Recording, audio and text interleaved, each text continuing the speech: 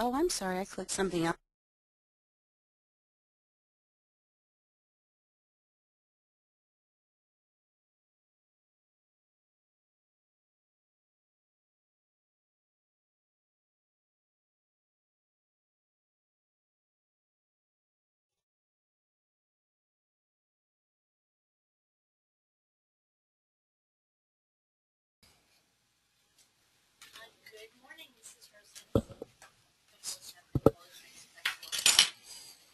How is my sound? I just started hearing you. All right, wonderful. Okay, so we've got some tech stuff that we're figuring out here, but we're excited that you've joined us. Thank you so much for coming on. Right now on your screen, you should be able to see a slide that says Adverse Childhood Experiences in Wisconsin. We've got two presenters today. We have Josh Poles from the Child Trust Fund and Elizabeth Hudson, who does trauma-informed care work through UW. In this webinar, you'll see on the bottom right that there's a chat. If you have any questions, you can put it in there. We'll go ahead and respond to that, whether they're program questions or they're technology questions. And you can also check that all of our sound. Welcome to GoToWebinar, web events made easy. Saying welcome to GoToWebinar. All right, and I heard it, so I'm going to hand it over, and big thanks to Josh and Elizabeth for being here today. All right. So do I have to go over here? All right. Good morning. So thank you, Rose, for letting us come here, and thanks to Elizabeth for coming and hanging out with us. My name is Josh Pauls, and I am from the Wisconsin Children's Trust Fund. Some of you may know me. I spent 5 years up at Reach Counseling Services up in Winnebago County doing sexual assault prevention education up there. And recently I came down to the Children's Trust Fund to become their prevention outreach specialist. So I'm really, really excited to be able to do this and come and talk to you guys today on a topic that the Trust Fund has spent a lot of time and a lot of resources in collecting data and putting the data out there for everybody. But before I begin, I got to give a little bit of a shout out to anybody who lives up towards the Appleton area. I live up in Appleton, and we got hit by a pretty big storm last night. So if anybody is up in the Appleton area, I hope everyone is safe, and I hope everyone's doing all right. I'm not seeing any names that I recognize from up there, but if anybody is from there and had any storm damage, I hope that everybody's safe and have some thoughts and go with people that are up there. So we're going to talk today a little bit about adverse childhood experiences. And before we get into the adverse childhood experiences, I found out from these great folks here at WCASA that we can do poll questions and ask you guys some questions and get your response in live time. So before I even begin, I have a question that Peter's going to put up, and it's how would you rate your knowledge of adverse childhood experiences? So we're going to put that up, and if you would just click on that, beginner, intermediate, advanced, that'll be great. All right.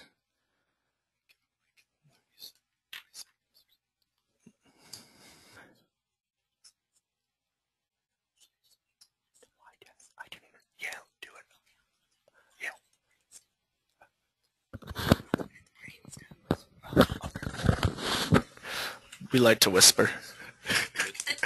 Yeah, so 68% of people voted, and people are saying that the vast majority of people have an intermediate knowledge of the adverse childhood experiences. And me and Elizabeth were just talking, and I feel a little bit bad because I should have let her introduce herself, and she said she was going to do it at the brain stuff. But I am going to let Elizabeth introduce herself now. So, Elizabeth? Oh, okay. Well, thank you. This is Elizabeth Hudson, and I am very happy to be here back at WCASA. Some of you may know I did work here. And I've also worked in domestic violence and sexual assault probably for the bulk of my career. So this feels like home, and it also feels like much of this information is going to be very familiar to many folks, and hopefully any reiteration will just help solidify your knowledge base. And for those of you who are new to the information, please don't hesitate to contact Josh or I for more information. At this point, this is my passion. I work to disseminate information about trauma-informed care, and I'm employed by the University of Wisconsin School of Medicine and Public Health, but I'm housed at the Department of Health Services. And at this point, the trauma-informed care activities, as some of you may know, have really spread. We have activities going on within the Department of Public Instruction, the Department of Children and Families, a lot of stuff going on with the Department of Corrections, and of course the Department of Health Services. So the work that I believe really started with SASPs and domestic violence services is now being promulgated in all different systems. So congratulations on that, and we'll go forward. Cool. So they said 62% of you guys have an intermediate knowledge of what adverse childhood experiences in Wisconsin, or not in Wisconsin, what adverse childhood experiences are in general. And this presentation is really going to go through what adverse childhood experiences are, and then really get into some statewide specific data and how ACEs are affecting what's going on here in Wisconsin. And we're going to go through that data. Then we're also going to go through some policy recommendations and what's going on in the state. And then we also want to have a little bit of an opportunity at the end for everyone to have a discussion about what you guys believe you can do in your practice, in your agency, wherever you are. So for those of you that have seen me present before, I don't like to just talk the entire time. I like to have anyone ask questions. So please feel free to interrupt, ask questions, do whatever it is you need to do. And we have an awesome resource here in Elizabeth who can answer a lot of questions about this stuff. So. Also, this is Rose coming in. If you have questions, you can put them in the chat. Otherwise, you'll see an option to raise your hand on your control panel. We'll keep an eye on participants, and if you want to unmute yourself and ask a question live instead of a chat, you can do that as well. All right, so we're going to get going. So adverse childhood experiences. What is an ACE? And for the duration of this webinar, we're going to refer to adverse childhood experiences as ACEs. So as it says up on the screen, an adverse childhood experience is exposure to any of the following before the age of 18.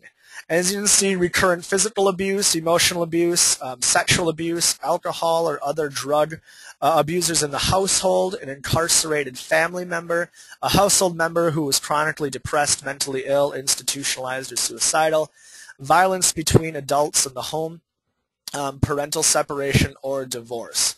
Now we say that these are adverse childhood experiences. It doesn't mean that if you have one of these, something bad is going to happen later in your life. It means that you're exposed to one of these things, and that's what an adverse childhood experience is. So I want to be fairly clear that just because you're exposed to something like this doesn't mean that the outcomes that we're going to show are going to be true for you. It just means that the data shows that if you are exposed to something like these 8 experiences, something in your in later in life could possibly pop up. So, can I keep going, Peter? Cool. So the original ACE study happened a while ago, back in 1995. The collaboration between the Kaiser Permanente and the Center for Disease Control and Prevention with Dr. Robert Anda and Dr. Vincent Folletti. And basically what they decided, the Kaiser Permanente Health Group said that they want some data about their patients. So 17,000 adults, and that's a lot of adults, that's a huge study, were reported on, they reported on their history of ACEs as well as their current behaviors and health status. So they wanted to know if one of these ACEs, these adverse childhood experience, happened, and then they also wanted to know, how is your behavior right now? Or not your behavior, I'm sorry, your health. Do you have diabetes? Are you obese? Do you have bad mental health days? All of those things they wanted to know because they wanted to see if there was a correlation between these adverse childhood experiences and the health that these adults were experiencing right now. And Elizabeth just stopped me, so I'm going to let her talk.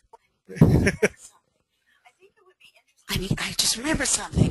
I think it would be interesting, especially for this group, to know that one of the ways that they decided to move into this line of questioning is when Dr. Folletti, who is a preventative care health physician, was focusing on trying to reduce obesity. So, because he recognized, what the health outcomes could be. And he asked people who had dropped out of the study but successfully lost weight, why did you drop out of the study? And he couldn't get an answer until he started to ask a series of general questions. One of the questions was, what was the age in which you had your first sexual activity? And one of the respondents said 4 years old. And that then opened up this whole line of questioning about how, instead of seeing dysregulated eating as the problem, perhaps it is actually the solution to an earlier problem. So for this group in particular, I think that's pretty good information to have. Oh, absolutely. Absolutely. And, and the great part of having Elizabeth here and helping me with this is one of my first ACE presentations by myself, so Elizabeth is going to be popping in and out to help me out with this. So I'm going to be learning as well as presenting with everybody as well. He's my little grasshopper. And as Elizabeth just said, as the last bullet point, the ACE scores were compared with health and behavioral outcomes. So as she said, the solution to that person, sexual abuse when they were 4 years old, was eating. And I think that a lot of us, if we really think about it, we see a lot of that in the work that you do, especially with sexual assault, that a lot of the behaviors that we see with victims or survivors is a result of the trauma that they suffered back when they were younger. So this study really goes to prove our point of saying that with this trauma that young people suffered, there could definitely be some very negative health outcomes when they're older. So what were some of the findings of the original ACE study, the original study that was going on? First, they found that ACEs are very common. They're finding that, a lot of people, and we're going to talk more about Wisconsin statistics in just a minute, but they found that ACEs are very common. Many people had at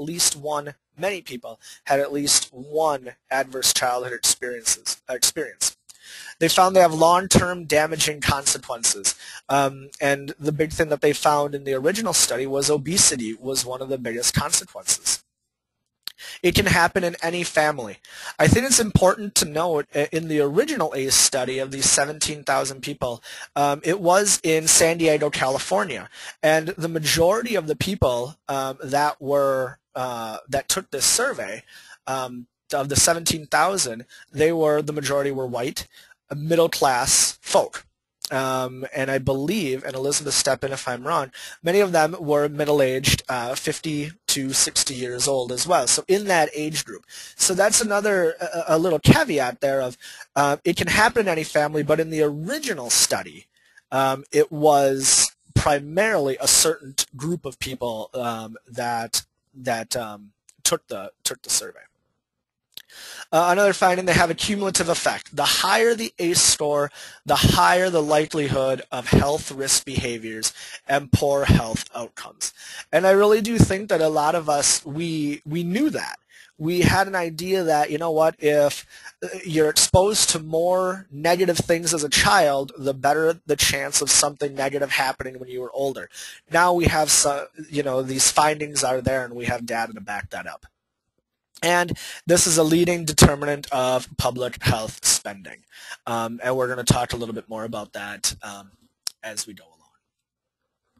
So I'm going to step out just for a little bit, and we're going to be talking a little bit about the brain, and this is really where Elizabeth steps in, so I'm going to let her chat a little bit about this. Sure, sure.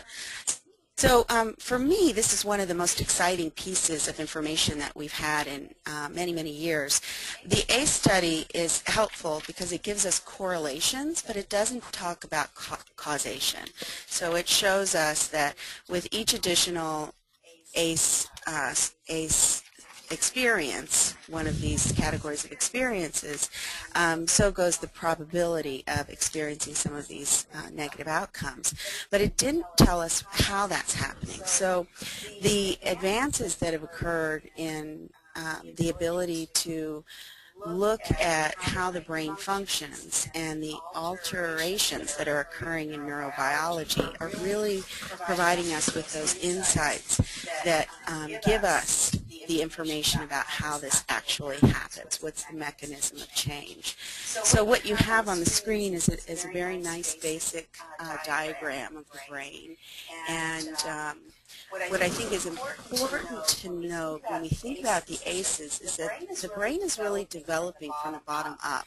So when we come into the world, thankfully we have this organ, really the only organ in our body, that is highly responsive to our environment. So in a sense, this, very important organ takes into account what needs to happen in the biology of the person to survive the circumstances. So for that reason, the brain is formed in ways that can, respond to adversity. So for many folks, that means that during the developmental phases, the survival part of the brain, we look at more of the midbrain, the limbic system, that part of the brain that will help us respond very quickly to danger, becomes more of the focus, and it is at the cost often of the frontal cortex, which is more the executive functioning portion of the brain. And as those of you know who have been exposed to some of these concepts, the executive functioning is what allows us to have a sense of logic, consequence, impulse control. So when you think about the implications of having a compromised frontal cortex, you can see where many of the behaviors then start to make a little bit more sense, because people in general are going to use strategies that have an immediate impact to help relieve distress or assist in living life with these compromises. So with the development in the neurobiology, we are now really able to, what I think is take some of the judgment away that we've had for years about some of the behaviors, and recognize them more as coping strategies, and then also introduce ways in which the brain can be facilitated to develop new neural connections in the parts that weren't allowed to have be fully created. So what we're doing is now understanding why people may behave the way they do, and then also offering strategies, whether it's mindfulness, cognitive behavioral therapy, that will bring about more of the neural connectivity and the executive functioning. So that just kind of sets up how we come to the kind of correlations that we come to. And I've always been, I haven't been up on brain stuff in the time that I've been at Reach, and even the time that I'm here at the Trust Fund. But one of the most fascinating things that I've seen by listening to people like Elizabeth talk and the other people that know more about the neuroscience is the brain's ability to recover from trauma, as you said, and how the brain can recover if it's given the opportunity to recover. And I think that's something that is, for us as preventionists and for us that work in intervention and all that, can really take a lot from, is saying, the brain is able to recover if the adult or child is given the chance for recovery. So. Well, and much of the recovery comes from the relational connections that we have, which brings us to this concept, which we'll talk more about, of trauma-informed care, which in many ways is a bit of a misnomer because, you know, it highlights the trauma piece. But really the underlying concept is how do we connect with people where they're at based on the experiences that they've had, and how do we, you know, primarily create a sense of safety so that, as Josh mentioned, these kinds of developments that need to happen are provided in the services that we offer or in just the communities that we live in. So we are also seeing communities embrace the ACE information as well as trauma-informed care to really advance how they're going to assist in this public health initiative of improving people's emotional health, psychological health, and, you know, as we see with the brain, our actual biology. Awesome. So just a little bit more from the original ACE findings. And this just gives you a little bit of an idea of when you look at the more adverse childhood experiences, the higher risk of these, for example, on your screen 4, health problems occur. And as you can see, kind of from the scale on the upper left-hand side of your screen, green being 0 ACEs and down to 4 ACEs. And then on the bottom of your screen, let's just go all the way over to the right, attempted suicide. You can see that people that have 4 or more ACEs are 18% more likely to have attempted suicide. So we really have some concrete data to say that, you know what, if we have these adverse childhood experiences, these negative health outcomes are going to be happening. So I included this slide because I think it gives a really, really nice graphic of the importance of this study. But again, this was in San Diego. So we need to know what's going on in Wisconsin. And the Children's Trust Fund in 2010 wanted to know just that. So we decided to do some data collection of our own. And ACEs in Wisconsin.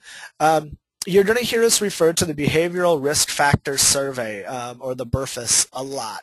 Because what we ended up doing was the BRFIS is a health survey that's given out. It's administered in each state, and the CDC helps store it and weight it, and there's a lot of scientific stuff that goes into this. But something that is able to happen with the BRFIS is each state is able to purchase and put in their behavior risk factor certain modules. And these modules are extra questions that can go in the survey. Well, in 2010, the Children's Trust Fund put the money forth, along with others, put the money forth to purchase the ACE module to go in the behavioral risk factor survey. So we could start to collect data on, is ACEs a problem in Wisconsin? And you're going to see in the next few slides what the outcomes of that survey were. So basically, just a little bit of scientific information. The standard behavior risk factor survey methods were used. A stratified random sample of telephone numbers. So we're able to purchase a certain number of telephone numbers from the CDC to call and ask these questions. One household member, 18 years or older, was selected to participate, and in the 2010 survey, over 4,000 adults participated in this survey. And the results were weighted by the CDC statistical staff to represent Wisconsin's adult population. And this last piece is important, with landline telephones. And the reason I say that's an important piece is because as we continue to collect data, we're going to be adding cell phone numbers into this as well. So I believe we're going to see some differences in the survey results because of adding cell phones in here as well. So what were some of the findings? Just like the original ACE ACE survey, ACEs are common. Even in Wisconsin, ACEs are common. They're interrelated, and they're associated with mental health outcomes, health risk behaviors, physical health outcomes, socioeconomic status, Medicaid/Badger Care enrollment, and of course the quality of life for the people living in Wisconsin. So what were some of the specific outcomes? Well, we found that 56% of Wisconsin adults have at least one ACE. And that's a pretty big number. 56% of the people living in Wisconsin had something happen in their lifetime that would be considered adverse and that they've had to overcome through some way or another, or possibly they haven't been able to overcome it. Of Wisconsin adults with at least one ACE, 61% have two or more ACEs. So as you can see, only 39% of the people who reported to have one ACE said only one ACE, and then the rest said they had at least two or more. And that's significant because, as we said earlier, the more ACEs you have, the more likely it is for having poor mental health or poor health outcomes in the future. We found that certain ACEs are very highly correlated, especially with an ACE score of 4 or more. And I want to draw your attention to the first one on this scale, all the way up at the top, the household member incarcerated, because this is something that we focused a lot of time in. But basically, what it said is 64% of people who reported having a household member incarcerated reported a ACE score of 4 or more. I'm saying that right, Elizabeth? All right, perfect. I want to make sure that I say that right because that's an important piece. So as we can see, this certain ACE is very highly correlated with having a lot more issues in their life. So if you have if a child has a household member who went to prison or who is institutionalized, we're seeing that they're also having a lot of other issues in their childhood. So even more things for them to overcome as they grow older. And now the significance of that is this where we have to direct more of our resources? Is this where we have to direct more of our prevention or intervention efforts? And as you can see, too, right under that, in close second and third, physical abuse, 63%, and exposed to violence between adults was 62%. And sexual abuse right under there at 57%. So a lot of this, as Elizabeth said earlier, is stuff that we already probably knew, but now we have the concrete data to back that up. And as you guys are listening to this and as you're thinking about this, perhaps you are a lot like me, where as I see these, I'm like, all right, where can we strategically maneuver our prevention efforts or our resources to deal with this? And that's something that I would like us to have be thinking about, because I'd like us to have a conversation about that towards the end, to have a little bit of interaction of knowing this information. Is there something that you believe we could do differently, or is there something that maybe we could change? So we also see that ACEs and mental health are highly correlated as well. And you can see here from this graph, ever been diagnosed with depression, anxiety, frequent mental health distress equaling 14 or more bad mental health days in the last 30 days. So people with 4 or more ACEs are in between 30 and 40% say they've been diagnosed with depression. And that's a serious clinical diagnosis if we really think about it. Well, one of the implications also, and this is one of the many reasons that this information can capture the attention of policymakers and folks who are looking at health expenditure is, antidepressants are one of the most prescribed medications. So you can start to look at not only the quality of life, but really the impact that this could have on us nationally as far as where we spend our money.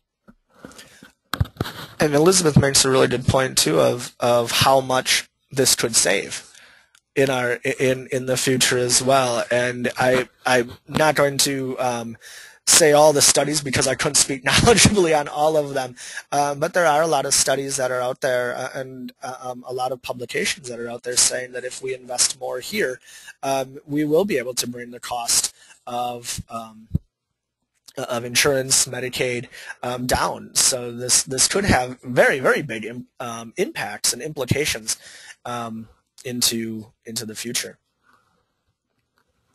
Another one is ACEs and smoking. Smoking, as sad as, at least I believe sometimes it is, smoking is common. But as you can see, people that report an ACE score of 4 or more are 32% more likely to say they're smokers. So these adverse childhood experiences, is smoking a coping mechanism for these adverse childhood experiences that they've experienced later in life? And I'll just add, for those folks who do smoke or have smoked, you've probably experienced how effective it can be to both address anxiety as well as depression. It's nicotine's a very powerful drug. And for those folks who really see that in the immediate future that's their best bet to relieve symptoms, we become more insightful to the complications around quitting. It isn't, for public health, it often was believed that education was enough. Well, we know the information, but there's still, for some, very good reasons to keep. This is not to promote those of you who have never smoked. Oh, I'm going to try this nicotine stuff. But it's just to bring a greater understanding, and I hope more compassion. And less judgment to folks who do use these coping strategies. And plain physical health as well. Obesity, diabetes, those are a couple of examples of the physical health that I'm talking about. But as you can see here, people who report an ACE score of 4 or more are 23% more likely to say they're in fair or poor general health, and 13% saying that they have something like asthma. So we're seeing that these adverse childhood experiences are very correlated with these poor mental health outcomes. In this slide, health, mental health, and health. Oh yes. In this slide, yes. health, mental health, and health. Yes. Right. And something that I found quite interesting was the educational attainment that was asked about in this survey as well. And people with less than a high school degree, some college or tech school, or a college degree. And I think it goes to show that, and I want to look at the college degree or more than a college degree, because 10% of those people who have a college degree or more report having 4 or more ACEs. So I think that's also some great news as well, saying that ACEs, just because you have these adverse childhood experiences in your life, does not mean that there are not positive things that can come out of your life, or positive ways, things that can happen, as long as we are given the opportunity to do that. Well, and I'd also say, for those who've been doing this work, there's so many mediating factors and exacerbating factors, and much of it is the luck of the draw, whether you're born into a community that is safe and you can, if things are going on in the home, you can exit the home and experience, connection with other people. There are folks that live in areas where that's not a possibility. So the more we understand both about how people can actually use their experiences to grow, but also those factors that mediate and exacerbate, those are the ways in which particularly prevention is going to be so helpful. Because, it does not impact everybody in the same way. way, and there are definitely exceptions, and so those are where prevention, I think, is going to have a really helpful perspective. And as Elizabeth was just done saying, having the means to overcome some of those issues as well, and this is a great graph to kind of demonstrate that.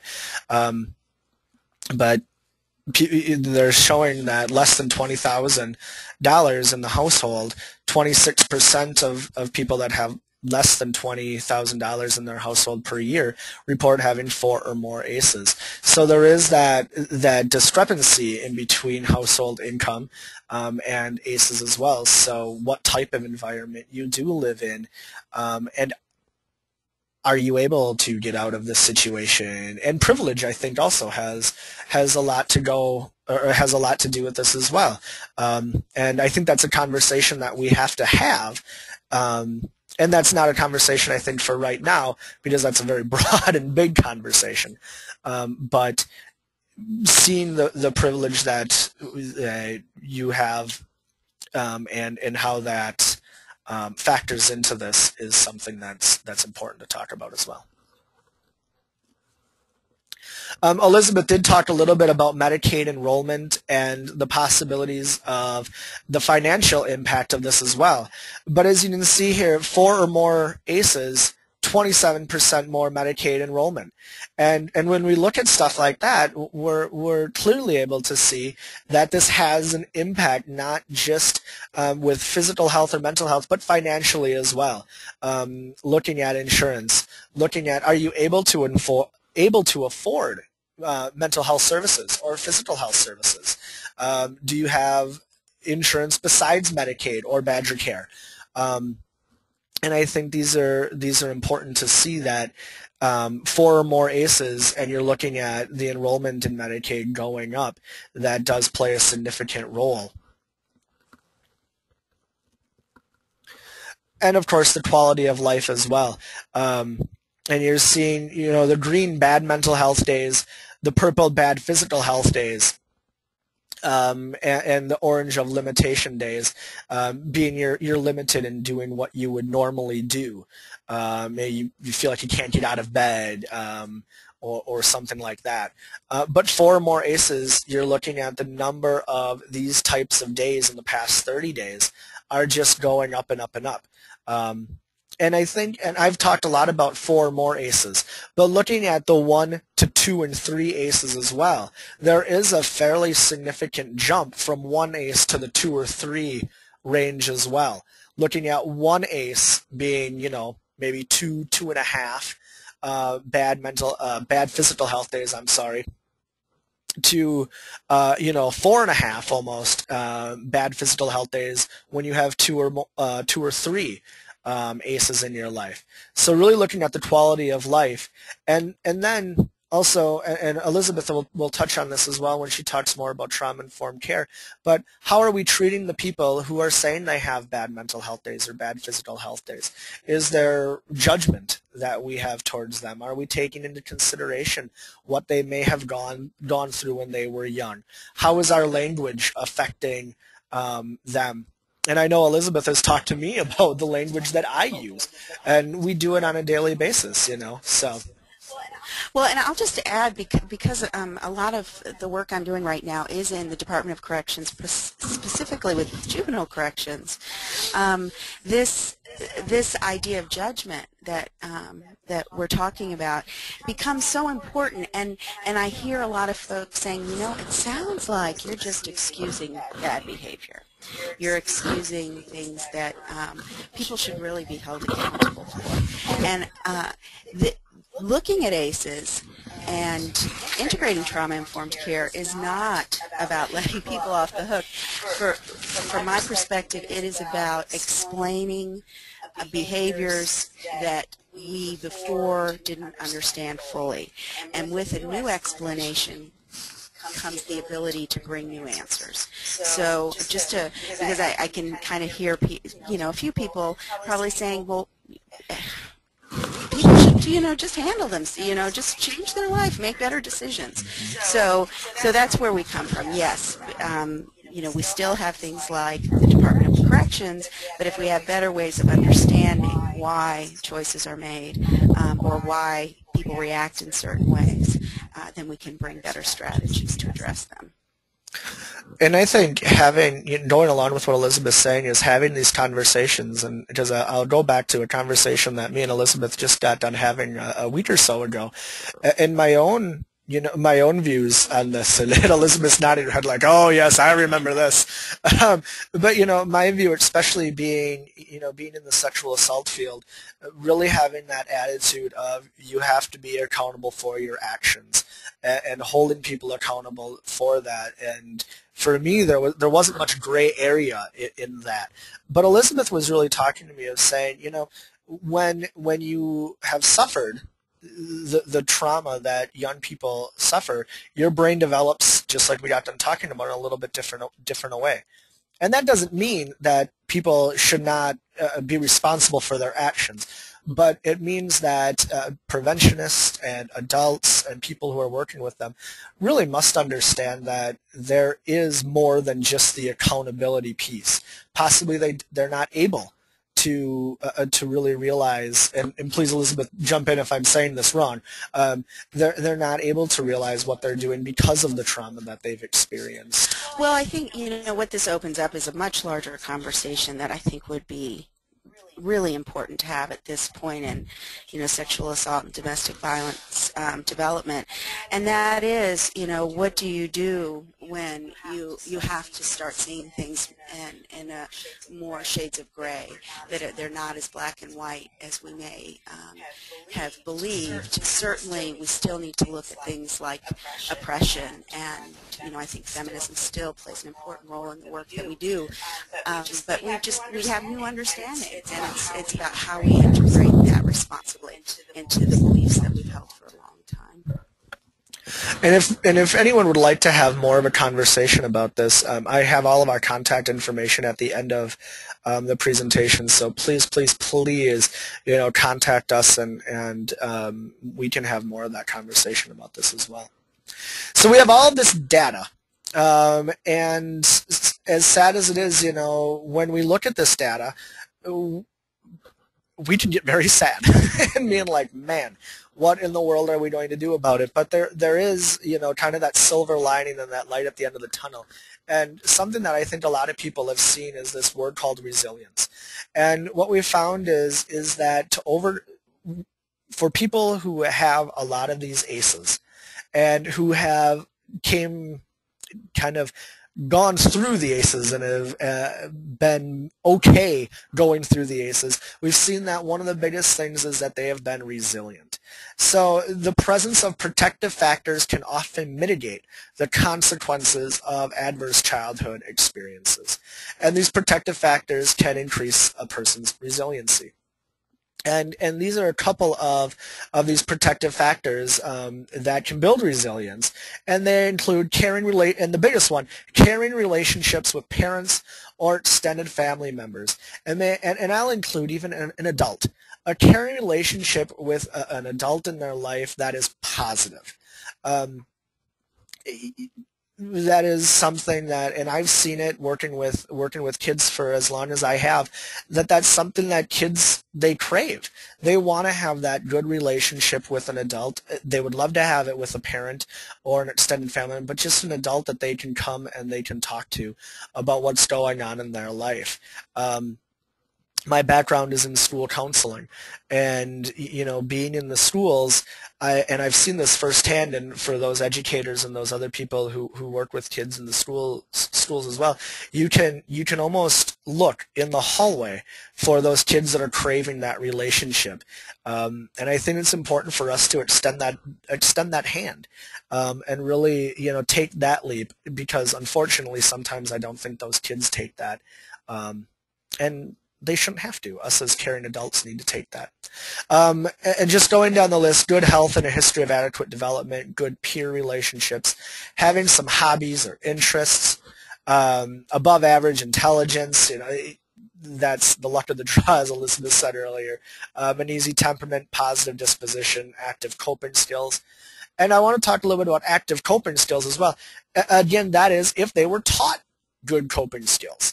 Active does not mean any type of coping skill. Active can mean positive coping skills that they have. Positive self-esteem and good social skills as well. And there's a number of other ones out there. And again, these go back to, are they able to have these skills? Are they able to have these protective factors? Do they live in an environment that is conducive to that? If yes, great. If no, what can we do to increase their chances of having these protective factors? And that's really something that I think we as preventionists and mental health professionals and healthcare professionals can really examine in our own practice. And I think, to just sort of sum what we've set up so far, the strategy would be to reduce ACEs and build resilience. And with that combined effort, we would see dramatic improvement. I agree.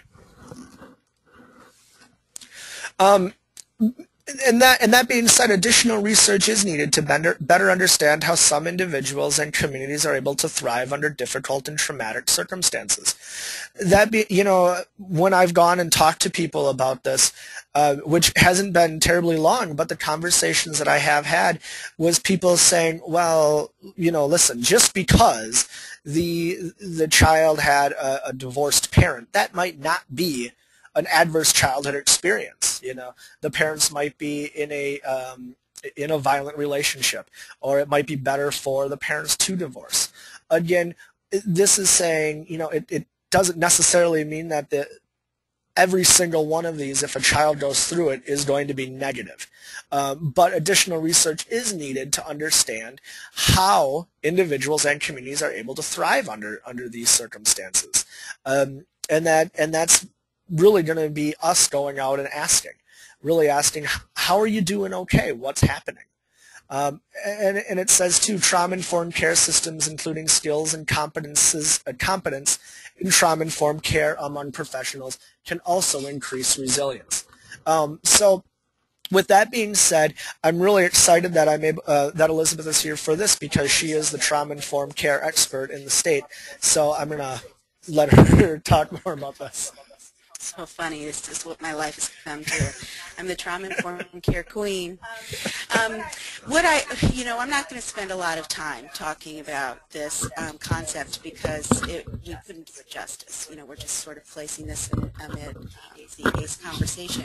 But I did want you all to have resources, because especially in your field, there have been some amazing documents that have been created. So I'd encourage you to check out these links.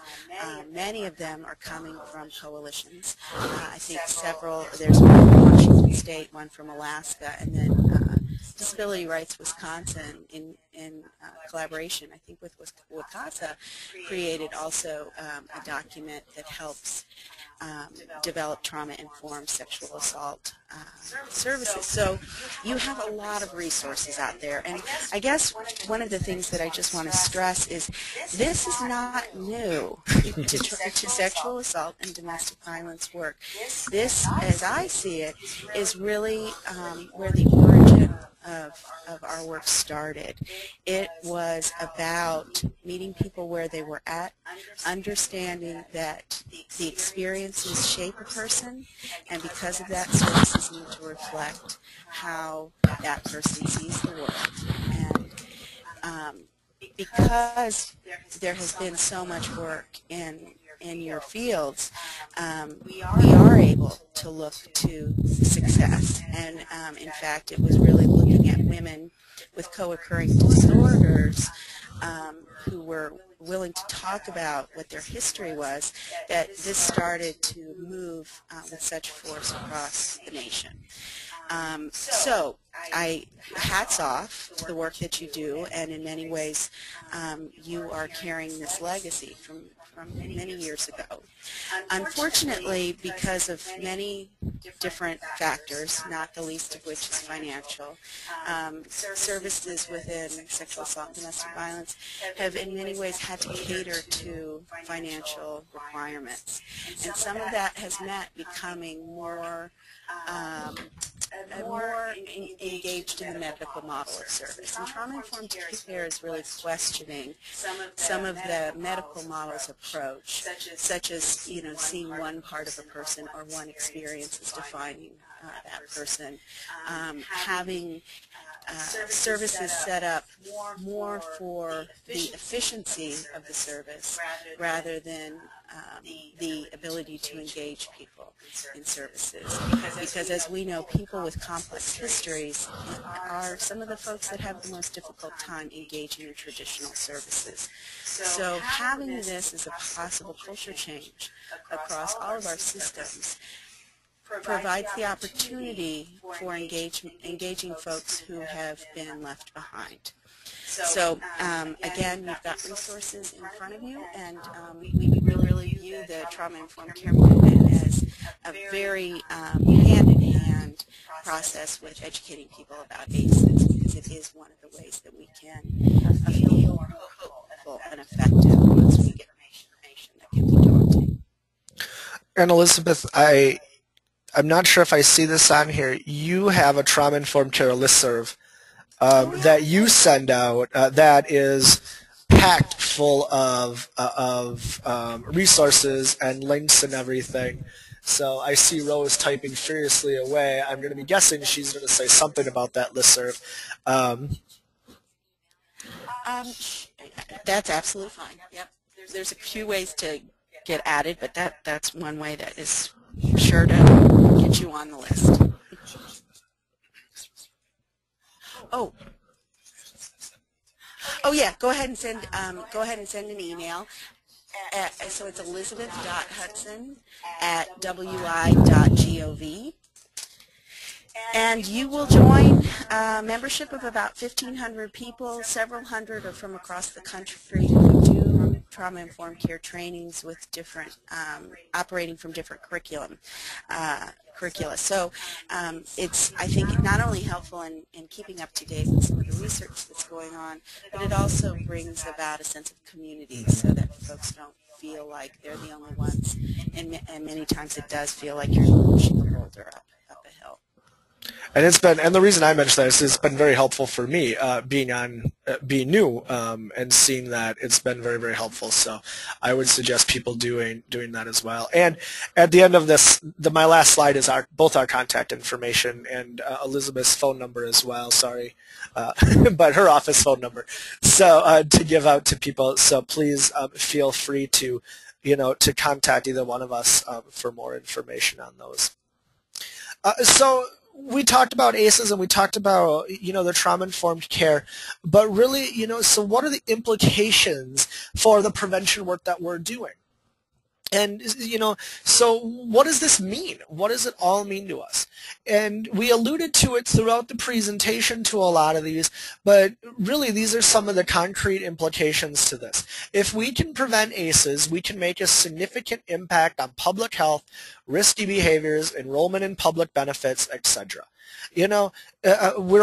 Everybody who's doing prevention, and I think the majority of us, and myself included, we want to know, how do we stop this? What do we do?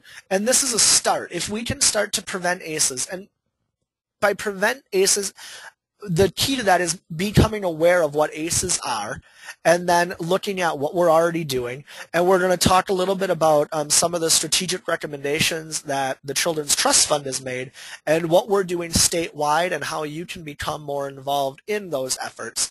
And then how some of the state coalitions and agencies can really work with you in the prevention of ACEs as well. Also on here, prevention can be advanced through public awareness as well as formal prevention services for families facing challenges, and I alluded to that earlier. Awareness of what ACEs are and the impact of ACEs for children and adults. The knowledge about co-occurrence of ACEs can help mitigate exposure to additional adverse childhood experiences and improve the effectiveness of prevention services. Knowing that the more ACEs that you have, the higher likelihood of negative health outcomes in your future is going to affect the prevention services that we do. It's going to affect the programs that we have. It's going to affect the curriculum that we use. So I think that's very, very important. And the last one, specific interventions targeted at parents who have ACEs can help prevent the transmission of ACEs to their children and potentially stop the intergenerational cycle of adverse childhood experiences. And I think this one is key. And you know, I've had conversations with past colleagues about this as well. And you know, I was guilty of this in sexual assault prevention. Is really, and especially I think about when we did sexual assault prevention in the elementary schools.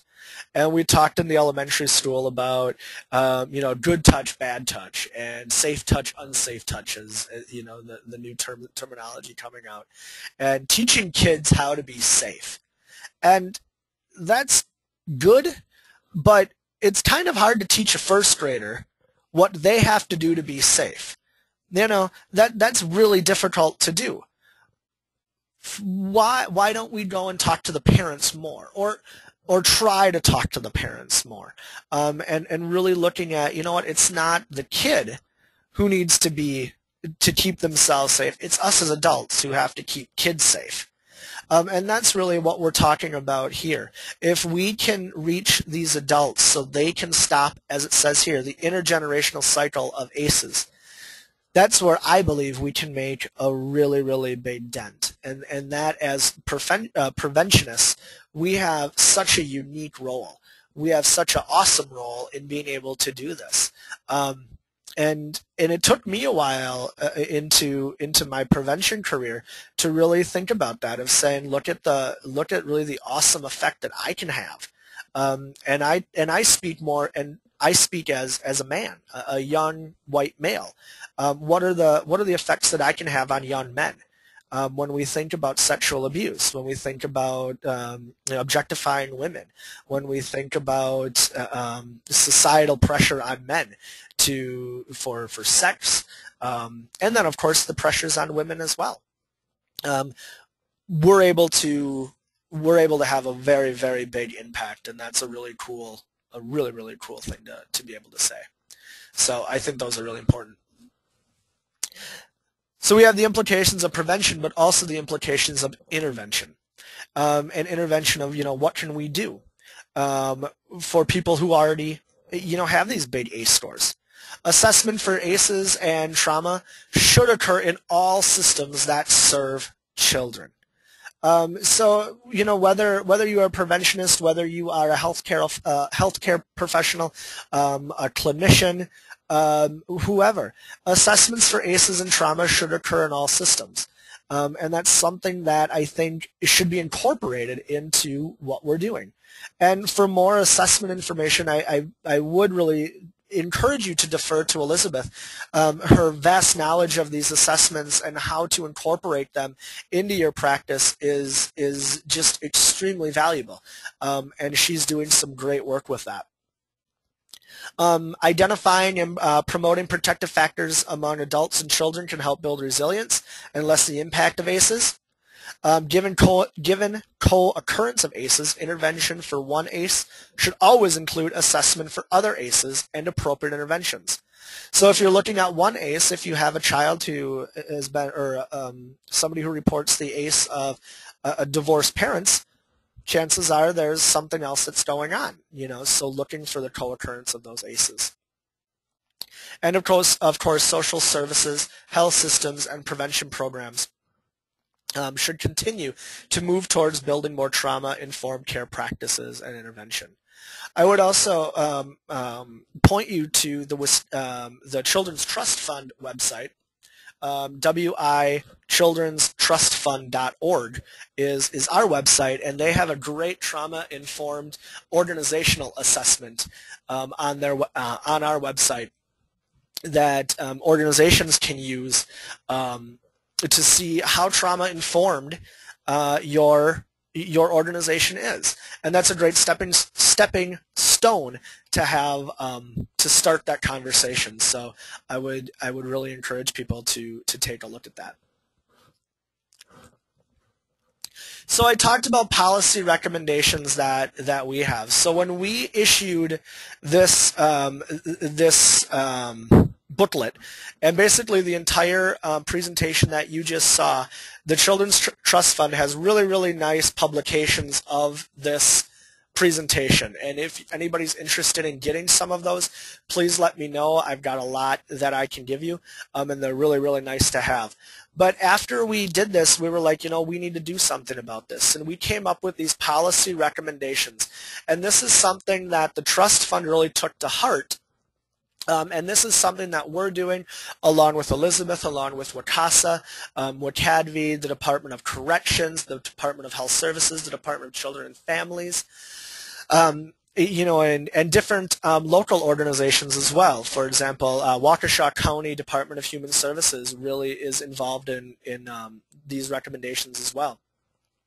So what are they? Increased public awareness of ACEs and their impact of health on health and well-being. So we formed a work group which is called the ACEs and Trauma-Informed Care Work Group. And they are a bunch of individuals throughout the state, a bunch of stakeholders throughout the state that have a vested interest in this. And we've split that group up into subcommittees, and one of the subcommittees is the Public Awareness and Education Subcommittee. And our task is to really get this information out there. So anybody that's interested in that, that's interested in what they're doing, please let me know, because we are always looking for ideas and ways to get this information out. My role at the Children's Trust Fund is to do exactly what I'm doing right now. Giving presentations, sitting down with organizations, sitting down with agencies, Department of Human Services, anything, and having this conversation, talking about what you guys are doing, what the state is doing surrounding ACEs, and then also hooking you guys up and connecting people with people like Elizabeth, who can really use their expertise to help move organizations forward.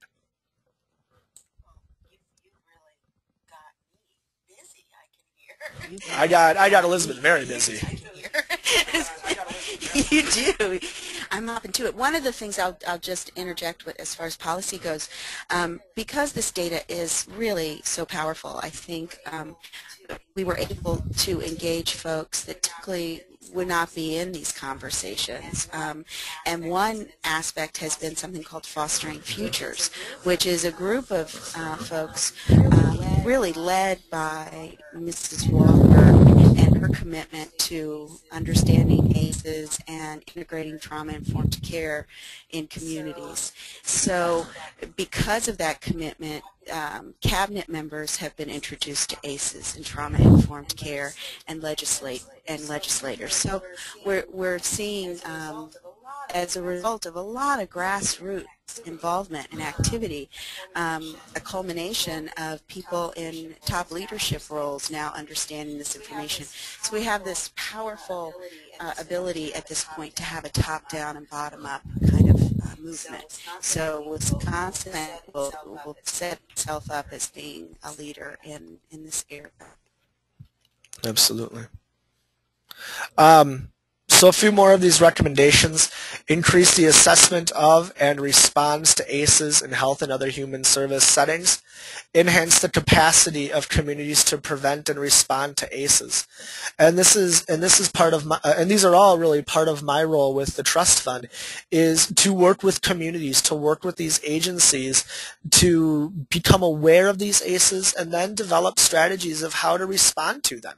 What can we do with this information? How can we work with your agency or your community to respond to these ACEs? Because there are some powerful things that we can do. We just really need to put our minds together to be able to do this. And the last one is to continue to collect Wisconsin-specific data on the relationship between ACEs and health outcomes, and that's something that we definitely have a vested interest in doing. For example, this year specifically, we have devoted some more money into oversampling a certain population. We are oversampling the Native American population here in Wisconsin with the ACE module. We have also sunk money into translating the ACE module, the entire survey, into Spanish.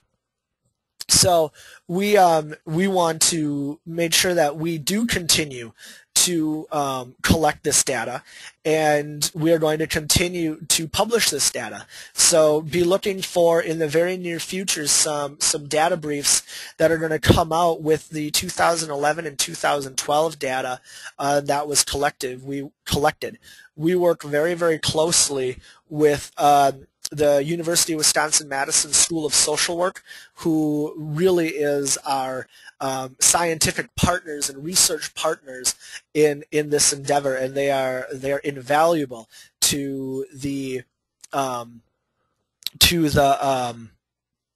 collection of this.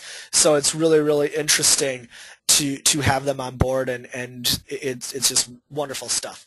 So those are the policy recommendations that we have. And then looking forward, I mentioned this first one already, the ACE and Trauma Work Group, and we've identified strategies to move these policy recommendations forward. And I got done talking about these strategies. One, building public awareness was one of the big ones. Two, partnering with corrections to address the occurrence of ACEs. We're doing some great work with the Department of Corrections, and as Elizabeth alluded to earlier, the Department of Juvenile, not the Department of, but the, what's the word I'm looking for? The division? The division, thank you. The Division of Juvenile Justice. And what they do to incorporate trauma-informed care and ACEs into their intake process. Which is fascinating stuff. Another thing that's going to be really, really interesting moving forward is that Sesame Street, and everyone, I think, well, I hope everyone remembers Sesame Street from when you were a kid. Sesame Street is doing some things with corrections, introducing a new Muppet character into corrections, into their lineup, who has a household member who is incarcerated. And that's going to be very, very interesting to see how they work with this population. And they have chosen a few states, Wisconsin being one of them, to pilot the corrections Muppet, if you will, into their programming. So we're really, really excited to be working with them and working with the Department of Corrections. 3, we want to partner with the healthcare settings. So the people in here who work in the healthcare settings, we want to partner with you. We want to be able to talk about this in all of the healthcare, mental health, physical health, the entire gamut of health. And of course, number 4, enhance ACE-related data in Wisconsin. So translating the survey into Spanish, oversampling the Native American population, are some of the ways that we want to enhance the data and be able to tell a more complete story of child maltreatment, of ACEs in Wisconsin. And we think that's going to be, we're really, really looking forward to the data that's going to come out of that. We want to, and I talked a little bit about co-partnering with corrections. We want to administer the ACE questions to 2 specific corrections populations. We want to analyze current ACE data with the intent of writing a brief, and I talked about that. And we plan to expand the use of the ACE questions to additional corrections populations. So working within the institutions to see how the ACE data will better inform their interventions and their programs that they offer their populations. And we're really looking forward to seeing the impact of that. And I'll just add, it often isn't as much about the inmates or the folks that are in corrections doing these ACE screens. A lot of it is about changing the culture of the correctional facilities, because people that work there ask these questions, and that with every screening that's done comes a reminder that the folks that are coming in to the facility have extensive histories. And so it's really a tool to both gain data but also to change a culture so that people are more aware of people's histories. And I talked about that. And the last one on there in 2014, and this is and really this has been something that we've been really excited about, is adding questions to the ACE or to the BRFIS. And we just had a meeting where we brought in some very influential people, which included Dr. Robert Anda, who was one of the original investigators of this study, to look at adding questions to the BRFIS related to child neglect and poverty. So we realized that these adverse childhood experiences that we talked about, those 8, that those are true, but there could be more. There could be other adverse childhood experience. Yeah, there are more. And we know that child neglect and poverty are 2 of them. So we wanted to be able to create questions that would ask specifically about these 2 adverse childhood experiences. And so we're in the process of that. We had a big 5-hour meeting last Wednesday about this to start to develop these. And we're really interested. The UW-Madison Survey Center has the recommended questions that we came up with. And they are going to be developing the proper survey questions that will look at child neglect and poverty to add to the Wisconsin-specific behavior risk factor survey. So we are really looking forward to what will come out of that in 2014. So with that, some of the funders for this, and you can look at those. And I believe, do we have some people who ask questions? No, I didn't know. I thought I saw some stuff up on the screen. So that kind of wraps things up for us. I did say that I wanted to have a little bit of a conversation afterwards about what this information does or how it impacts the agencies that you are working with. So I want to open it up to any questions that you may have, or even some things that you'd like to comment on about how this information can impact the programming, the kind of whatever in the agencies or the organization that you work for. And this is Rose. You can either go ahead and type that question in the chat, or you can raise your hand and we'll unmute you. While we're giving you a second to think about questions, I know I had a question for the 2 of you. Some of this information, I think, can be really useful for prevention educators as they're trying to get access into communities, whether that's schools, churches, other organizations, their community. Is this some kind of information that you can go and present on in other communities? Can people make requests? Are they able to use your PowerPoint? How can they best disseminate some of this information? My role with the Children's Trust Fund is specifically, well, not specifically, but one of the key components is just that, going into communities to give these presentations, to work with organizations to better understand this. So giving the information, giving the presentations, and seeing what you can do to enhance what's happening. So by all means, I have my contact information up there. Please email, please call, and I would love to be able to come and talk more about that. So I'm sorry. So yeah, I was just going to say, as far as trauma-informed care goes, for about 5 years, that is what I really did across the state. At this point, I pulled away from doing the direct trainings and hoping to use people who have expertise, that this can be much more of a collective effort. So if folks are doing presentations and are interested in being contacted to provide presentations to folks, I get probably each week several requests. It would be great if you could contact me. I have several people that I usually refer to, and I'd love to add to that list.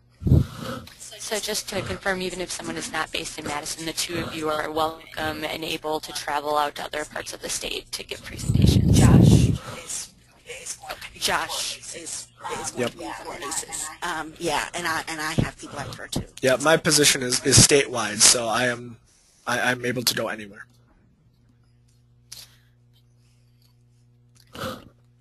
again, if you have any questions, feel free to raise your hand, put something in the chat. I'd also be interested even if you don't have questions. If there was anything that struck you as significant, or things that you would plan to integrate into the work that you do, I'd be very curious to hear about that. Oh, yeah.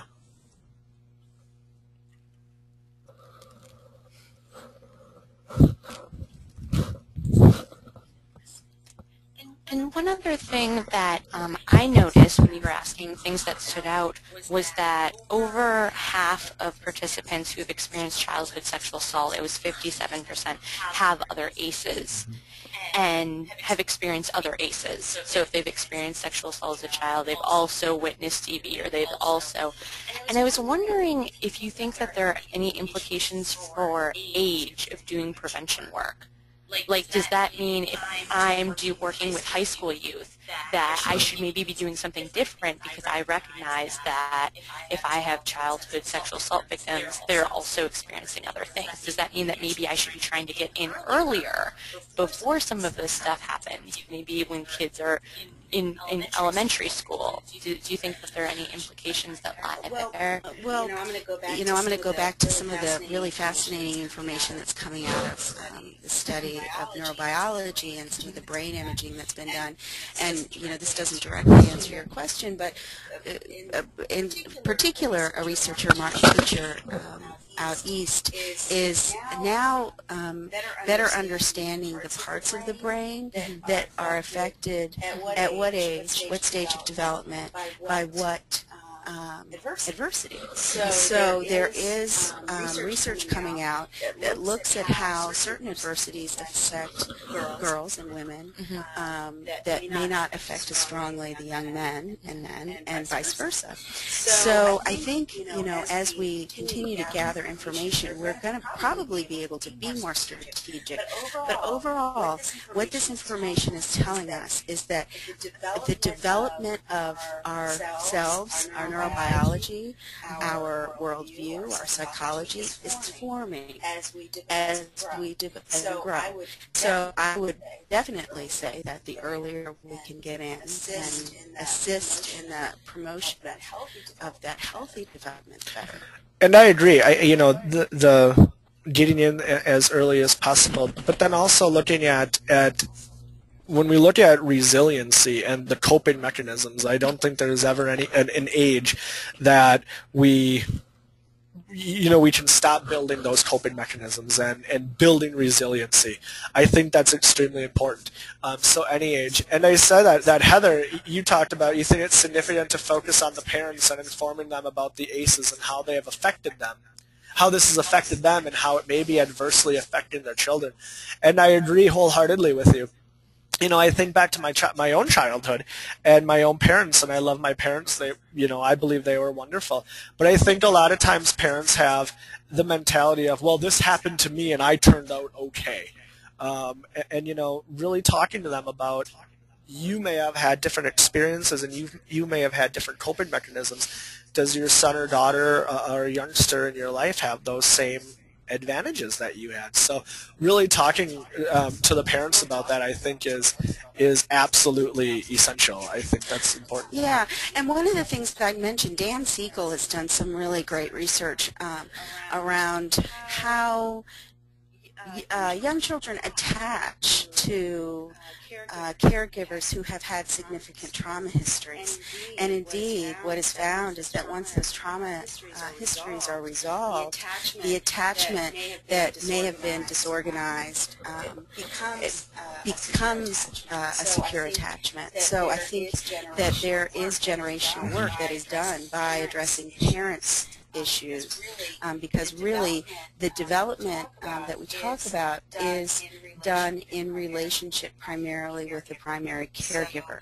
So in addition to resilience factors and promoting those, anything that can be done to enhance the attachment with kids is going to really have a profound impact later in life.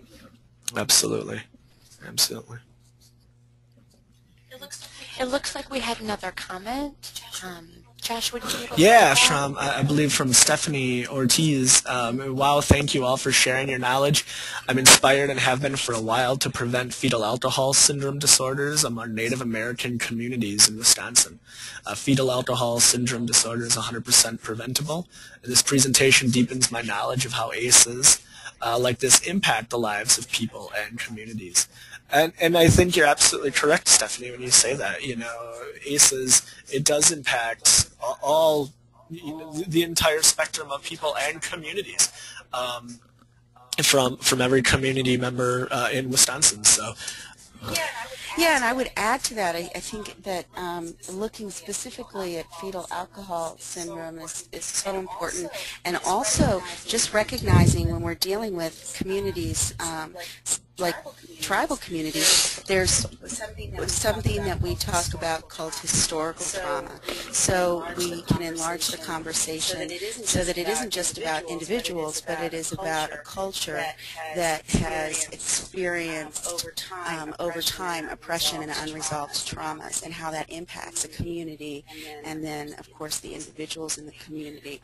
And as one of the activities with Fostering Futures, the group that I mentioned earlier, one of the pilot communities that we'll be working with will be the Menominee Tribe. So I'm hoping that we'll be able to find more strategies to build resilience and reduce ACEs through this work. And, you know, I'm not, Stephanie, are you the one that wrote the I Read Somewhere? Yeah, okay, I just kind of thinking of how this works. So I read somewhere that each year at least 40,000 babies are born with a fetal alcohol syndrome disorder, costing the nation up to $6 billion. The average lifetime cost for one individual with fetal alcohol syndrome is approximately $1.4 million. And this goes back to the, to the financial impact of ACEs and the financial impact of prevention. And Jennifer Jones, our interim executive director at the Children's Trust Fund, was asked the question, what's one of the hardest things about prevention? And I thought she answered the question very, very nicely when she said, that one of the hardest things about prevention, and for you preventionists out there, I think you'll agree, is you're trying to tell a story of something that hasn't quite happened yet. You're trying to prevent something from happening. And we live in a society that we value the immediate results, and sometimes when we look at prevention, you don't see the results for 10, 20, 30 years down the road. And that can be really disheartening to some people. But having, statistics like this and data like this, Stephanie, that you just brought up, is just another reason or another kind of tool in our tool belt that we can use for talking about the effectiveness and the importance of prevention. And I guess I'd also add, the more we understand why people are using alcohol, even though I'm going to suggest that most folks know that there's a negative impact to using alcohol during pregnancy. So instead of using primarily a punitive approach that is hoping to motivate people to stop using alcohol during pregnancy, having different strategies, because it is often not a question of motivation. Most people want healthy and happy children and families, but really recognizing what the alcohol means to the person. And so that's where some of this information can lead us in different directions as far as prevention goes. And, and Elizabeth, and I know we've only got about 5 minutes left on this, so I want to quick talk about, or bring this up, and Elizabeth kind of just jarred my memory when she talked about a different approach than a punitive approach. Something else that the Trust Fund is really, has a vested interest in, and I really love this because I tried to do this in my work, was look at changing our community norms from negative to positive, and looking at changing how we do prevention, how we do social marketing, how we do campaigning, whatever it is, and turn it from negative to positive. So instead of that punitive approach, looking at, as Elizabeth said, most people want healthy, happy babies, and that's a positive, instead of, well, a certain number of people have a baby that has fetal alcohol syndrome. So looking at changing the language that we use, and that's something that the trust fund is really, really looking at moving forward with it. I think you're going to be excited to see some of the things that are going to come out statewide fairly soon as we continue to do our data collection and look ahead with our campaign that we're going to be doing. So I'm really excited about that. All right. Well, that being said, we're going to go on.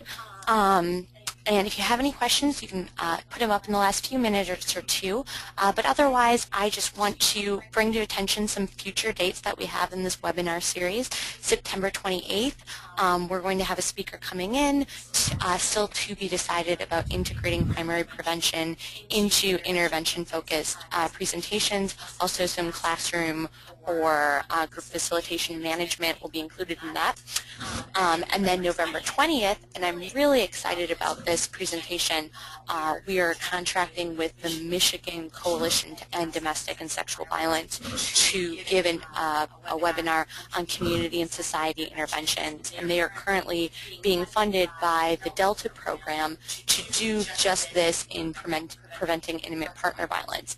But because they're a dual coalition, they're also looking at sexual assault prevention, and they're a Midwestern state. So I think we have some really great lessons we'll be able to learn.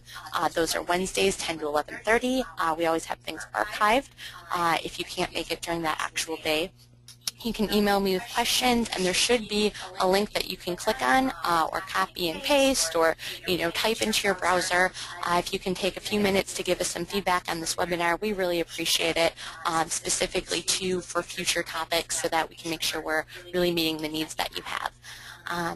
So that being said, I see someone said thank you. I want to thank all of you for getting on and listening. I got a few emails about people not being able to join because storms, that their internet is down. So if you're watching this after the fact, thank you for coming in. I wish you blessings as you recover from that. And I also really want to thank Josh and Elizabeth for taking the time to talk to all of us today. Thanks for having us. All right, have a wonderful day. Thanks, all.